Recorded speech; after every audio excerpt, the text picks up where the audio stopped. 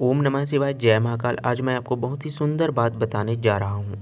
इसे आप अपने जीवन में ज़रूर उतार कर रखें कि भगवान भोलेनाथ के मंदिर में जाकर आप जल चढ़ा रहे हैं, दूध चढ़ा रहे हैं, बेलपत्र चढ़ा रहे हैं, चावल के दाने चढ़ा रहे हैं। शंकर जी के मंदिर में जाकर आप पूजा कर रहे हैं और शंकर जी आपकी एक भी बात नहीं सुन रहे हैं, आपकी समस्याओं को दूर नहीं कर रहे हैं, तो ज़रूर आपकी सेवा में कोई कमी होगी। गुरु जी का कहना है कि भगवान भोलेनाथ कभी भी देने में कोई कमी नहीं करते हैं।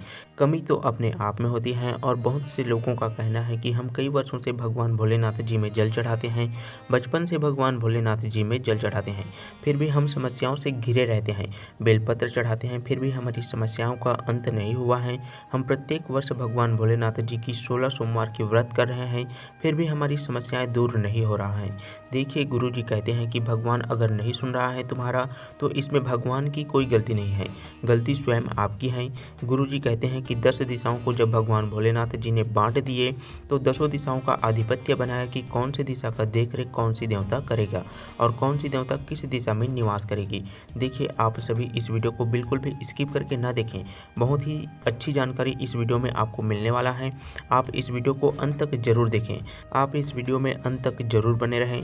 लेकिन जो 4 दिशाएं होती हैं, पूरब, पश्चिम, उत्तर, दक्षिण, तो यहाँ चारों दिशाएं भगवान भोलेनाथ जी के पास जाकर के खड़े हो गए, यानी कि इन चारों दिशाओं के जो देव हैं वहाँ भगवान भोलेनाथ जी के पास में गए। आप लोगों ने देखा होगा कि जलधारी की जो दिशा है वहाँ उत्तर दिशा की तरफ होती है, और एक दिशा ऐसी होती है जो भगवान भोलेनाथ जी का स्मरण कर रहा होता है, उनकी आराधना कर रहा होता है, और वह दिशा है दक्षिण दिशा, और इस दिशा का स्वामी है यमराज। कहने का तात्पर्य है कि दक्षिण दिशा भगवान भोलेनाथ जी का जिस समय आराधना कर रहा था, उस समय उनकी आराधना में विघ्न उत्पन्न होने लगा था। और गुरु जी कहते हैं कि अगर आपके आराधना में कोई विघ्न उत्पन्न होता है तो इससे आपको कोई फर्क नहीं पड़ता है। आप जिस किसी का भी आराधना कर रहे होते हैं उसको फर्क पड़ता है। पूरब, पश्चिम, उत्तर, यहाँ 3 दिशा में जो भी व्यक्ति भगवान भोलेनाथ जी का आराधना करेगा, उनका स्मरण करेगा, उनका जब तक उनका ध्यान करेगा किसी समस्या को लेकर के, उनकी कोई भी समस्या भगवान भोलेनाथ जी कभी भी पूर्ण नहीं करते हैं। और जो व्यक्ति भगवान भोलेनाथ जी का स्मरण दक्षिण दिशा की ओर बैठ करके शिवलिंग की जलाधारी उत्तर दिशा की तरफ हो, इस तरह से बैठकर भगवान भोलेनाथ जी का आराधना करेगा, तपस्या करेगा, उसको फल निश्चित रूप से मिलेगा। यदि आप दक्षिण दिशा में बैठ करके भगवान भोलेनाथ जी के शिवलिंग पर 1 लोटा जल भी चढ़ाते हैं तो उसको भगवान भोलेनाथ जी विनम्र भाव से स्वीकार कर लेते हैं, और भगवान भोलेनाथ जी के ऊपर आप विनम्र भाव से 1 चावल के दाने भी अर्पित करते हैं दक्षिण दिशा की ओर बैठ करके, तो आपके जीवन में कभी भी अन्न की कोई कमी नहीं होती है। आपके घर में माता अन्नपूर्णा स्वयं आकर के विराजमान रहती हैं, यानी कि आपके घर में कभी भी भोजन की कमी नहीं होगी। आपके घर में हमेशा खाने पीने की कोई भी सामान आप जो चाहते हैं वह आपको हमेशा ही मिलता रहेगा, और यह सब माता अन्नपूर्णा की कृपा से होगा, क्योंकि आपने भगवान भोलेनाथ जी के ऊपर चावल की जो दाने चढ़ाए हुए हैं उसमें इतनी शक्ति होती है, भगवान भोलेनाथ जी में इतनी शक्ति है कि वह आपके जीवन भर की अन्न की कमी को हमेशा हमेशा के लिए दूर कर देते हैं।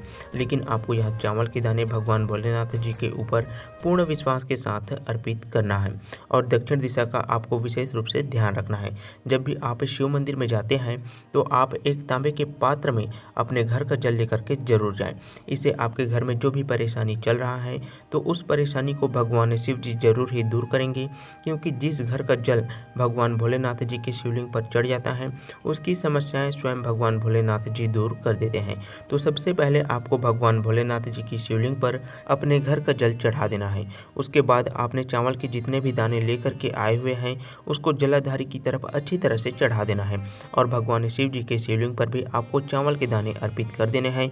बस यही छोटा सा उपाय आपको करना है, और आपके जन्म जन्मों की अन्न की कमी दूर होगी।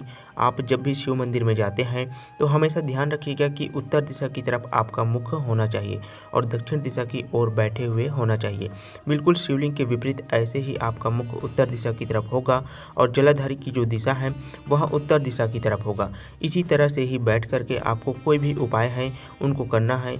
यदि आप भगवान भोलेनाथ जी को कोई भी वस्तु अर्पित करते हैं, उनको चढ़ाते हैं, उनको चावल चढ़ाते हैं, दूध चढ़ाते हैं, जल भी चढ़ाते हैं, तो आप यह महत्वपूर्ण दिशा का ख्याल जरूर रखें। इससे भगवान भोलेनाथ जी आपकी इच्छाओं को बहुत ही जल्दी पूर्ण करेंगे।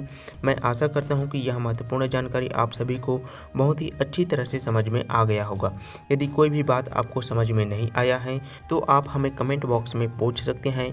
भगवान भोलेनाथ जी के भक्त हैं तो चैनल चैनल को सब्सक्राइब जरूर करें ताकि आपको ऐसे ही महत्वपूर्ण वीडियो मिलता रहे।